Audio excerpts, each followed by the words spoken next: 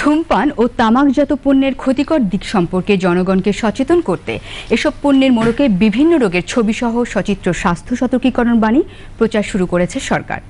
তামাকজাত পণ্যের ব্যবহারের ঝুঁকি থেকে জনগণকে রক্ষায় করা হয়েছে নতুন আইন।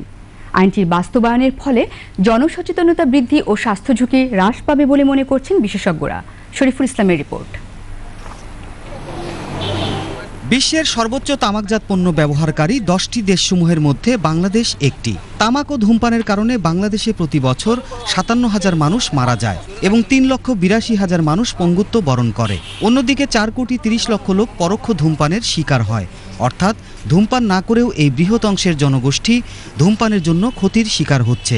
চিকিৎসকরা বলছেন, পৃথিবীতে সবচেয়ে বেশি প্রতিরোধযোগ্য মৃত্যু ঘটে ধূমপান ও তামাকজাত দ্রব্য ব্যবহারের ফলে। যদি কেউ ধূমপান করেন, সবচেয়ে মারাত্মক সমস্যা হলো চোখের অ্যালার্জি। এছাড়াও যারা চেইন স্মোকার, তাদের একটা রোগ হয়, তাকে বলে টক্সিক অ্যাম্বলায়োপিয়া। এই চোখের ভিতরে পানি জমে। যারা ধূমপান করেন তাদের রোগটা বেশি হয়। পৃথিবীর বুকে ইভেন বাংলাদেশে যে মৃত্যুর ঝুঁকিগুলো রয়েছে তার মধ্যে তামাক একটি হলো বৃহৎ অংশ।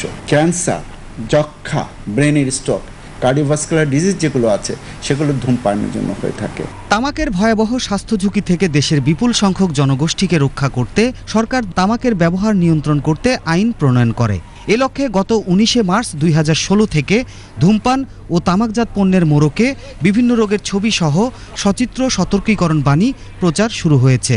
ফলে ক্রেতা, ভোক্তা ও ঝুঁকিপূর্ণ জনগোষ্ঠীর কাছে তামাক ব্যবহারের ভয়াবহতা পৌঁছে দেয়া সম্ভব হবে। সরকার ইচ্ছা করেই এখানে এই একটি ভয়াবহ রকমের ছবি দিয়েছে। যিনি ধূমপান করবেন তিনি এই ছবিটা দেখে তার ভিতরে একটি অন্যরকমের প্রতিক্রিয়া সৃষ্টি হবে। তার পরিবারের লোকজন যখন দেখবে যে এটি ক্ষতিকর দিক, তখন তারা পরিবার থেকেও তারা এটাকে একটা রেজিস্ট করবে। এবং আমার মনে হয় যে এটা সামাজিকভাবেও এই ধূমপায়ীকে এইটা ধূমপান করতে একটা বাধার সৃষ্টি করবে।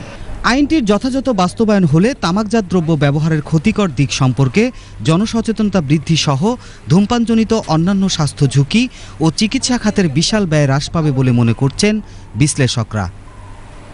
শরীফুল ইসলাম, বাংলাদেশ টেলিভিশন।